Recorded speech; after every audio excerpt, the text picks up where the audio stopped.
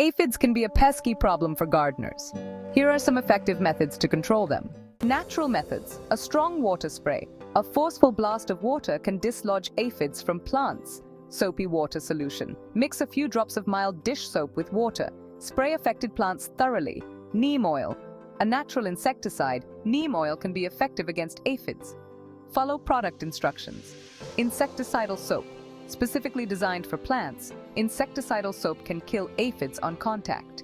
Beneficial insects, ladybugs, lacewings, and parasitic wasps are natural predators of aphids. Encourage their presence by planting aphid-attracting plants. Preventive measures.